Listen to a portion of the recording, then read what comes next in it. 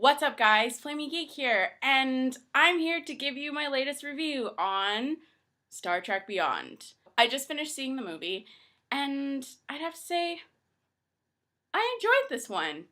I enjoyed it a lot more than Into Darkness, specifically because it had some core Star Trek elements that any Trekkie could sort of get behind on.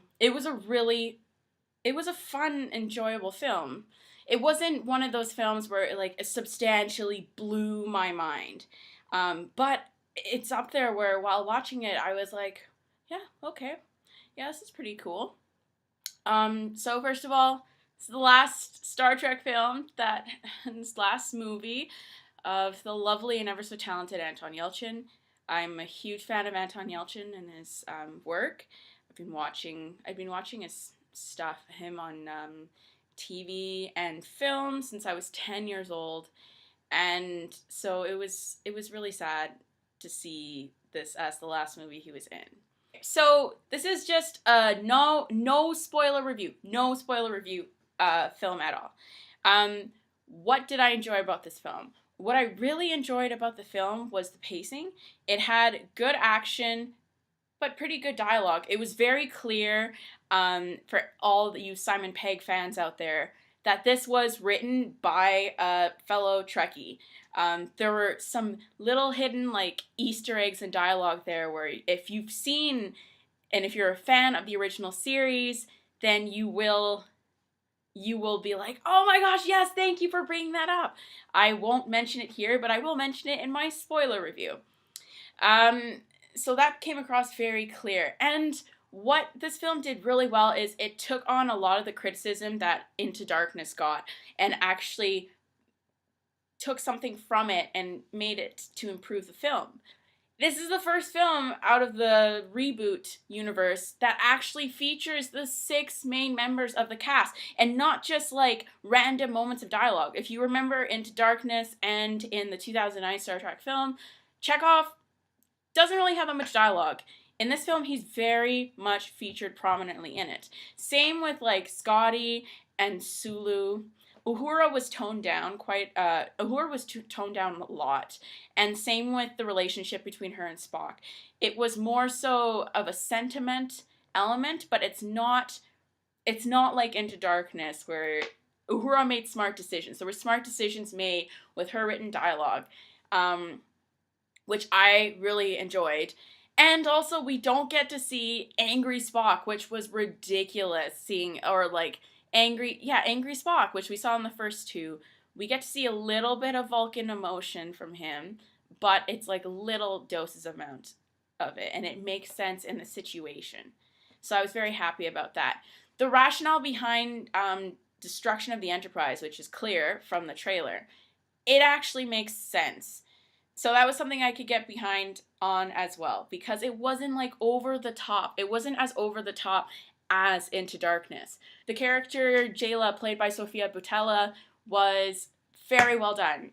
We actually had a good female character and she's the first solid female heroine sort type or companion in this film. She's fleshed out, and her motivations and actions all make sense, and it's all justifiable. And she was very likable, unlike Dr. Marcus, if you remember from Into Darkness. Ugh, I need to stop comparing this film to Into Darkness, because I should just do a review of Into Darkness and why that movie was horrible and a blight on the Star Trek franchise.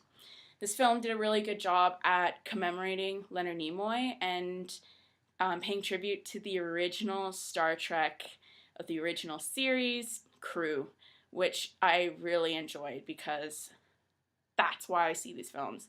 I'm a huge, hardcore fan of the original Star Trek series. The original series are part of what made me to be who I am, and it's not as big as, for some people, not as big as Next Generation and stuff. Some people say it's cheesy or over the top, but it works for the period, so I was very happy to have that in there. I absolutely loved it. The villain in this film, not as well developed. This film clearly focuses on the family dynamic and the team dynamic that the crew of the Enterprise has, and what it means to be a Starfleet officer, and what it means to boldly go where no man has gone before. So, of course, which I think sucks a lot, because we were introduced to a very interesting villain in Crawl, but his motivations get explained, but they're not solid motivations, which is something the new reboot franchise hasn't been very good at doing. Creating, like, we got a solid villain in Khan, we got an okay villain with Nero in the 2009 one. This one, played by amazingly talented Idris Elba, was okay. It kind of left me when I left the theater thinking, wow, I hope they release like an extended cut, because I feel like with the extended cut then we get more of his character's backstory. But that was just what I felt. Go see Star Trek Beyond, for all you Star Trek fans out there, for all you science fiction fans, and for all of you who are maybe interested in Star Trek or just want to see a fun, summer film.